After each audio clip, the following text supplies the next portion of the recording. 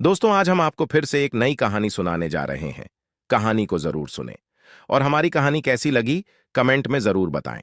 अगर आपको हमारी कहानी अच्छी लगी हो तो अपने दोस्तों के साथ शेयर करें और कमेंट में अपना प्यार जरूर दें। कहानी को शुरू करने से पहले चैनल को सब्सक्राइब करें, बेल आइकन को प्रेस करें, जिससे आने वाली कहानी की नोटिफिकेशन आप पर सबसे पहले पहुंच सके। दोस्तों, ऊपर वाले ने बड़ी ही सुंदर बात कही है कि जा को राखे साइयां मार सके, न कोई बाल भी बांका ना कर सके, जो जग वेरी होए आई।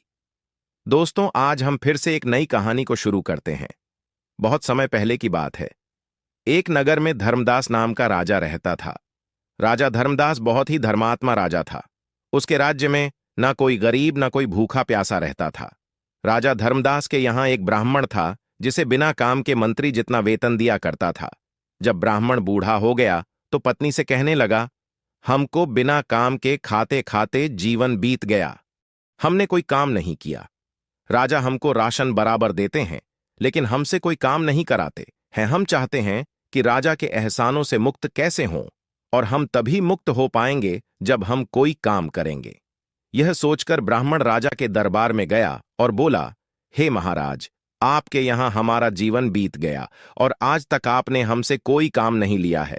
हम भगवान को क्या मुंह दिखाएंगे। हमारा आपसे यह कहना है, हमसे कोई काम करवाएं जिससे हम आपके आरण से मुक्त हो पाएं। ब्राह्मण की बात सुनकर राजा ब्राह्मण से कहने लगा, हम ब्राह्मण से कोई काम नहीं कराते हैं। आप ज्यादा कह रहे हो तो हम तुम्हें एक काम बता रहे हैं, आप उसे कर लाना। आप हमारे काम के रूप में गंगा स्नान कराओ और हमारे लिए भी गंगा जल लेते आना। यही आपकी नौकरी होगी। राजा की बात सुनकर ब्राह्मण बहुत खुश हुआ और अपने घर आया और फिर अपनी पत्नी से बोला, आज मैं राजा के कहने से गंगा स्नान करने जा रहा हूं। ब्राह्मण की पत्नी बोली, अगर आप गंगा स्नान के लिए जाओगे तो मैं आपके जाने के बाद में अन्य जल कैसे ग्रहण करूंगी। मैं आपके दर्शन किए बिना अन्य ग्रहण नहीं करती। तभी ब्राह्मण कहता है कि मैं अपनी तस्वीर दीवार पर बना देता हूं। तुम तस्वीर के दर्शन करके भोजन कर लिया करना, कुछ दिनों की बात है। इतना कहकर ब्राह्मण गंगा स्नान करने को चल दिया। जाते जाते राजा से कह गया कि मेरी पत्नी घर पर अकेली है, आप उसकी खबर लेते रहना। तब राजा ने कहा, ब्राह्मण जी, आप किसी बात की चिंता ना करें, मैं आपकी पत्नी की खबर लेता रहूंगा। और इतना कहकर ब्राह्मण तो गंगा स्नान करने को चला गया। राजा साहब ब्राह्मण के घर का एक चक्कर रोज लगाते थे।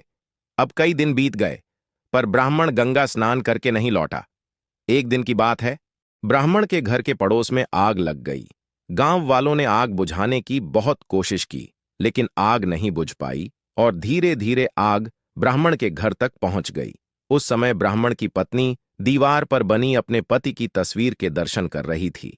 आग जब पूरे घर में फैल गई तो ब्राह्मण की पत्नी अपने पति की तस्वीर के आगे खड़ी हो गई और सोचने लगी कि मेरे पति की तस्वीर आग में ना जल जाए। और फिर उस तस्वीर के साथ ही साथ ब्राह्मण की पत्नी भी जलकर मर गई। जब राजा को यह खबर मिली कि ब्राह्मण की पत्नी जलकर मर गई तो राजा भागता हुआ ब्राह्मण के घर आया और ब्राह्मण की पत्नी को मरा देखकर बड़ा दुखी हुआ। और फिर सोचने लगा कि अब ब्राह्मण मुझसे पूछेगा तो मैं उसे क्या जवाब दूंगा।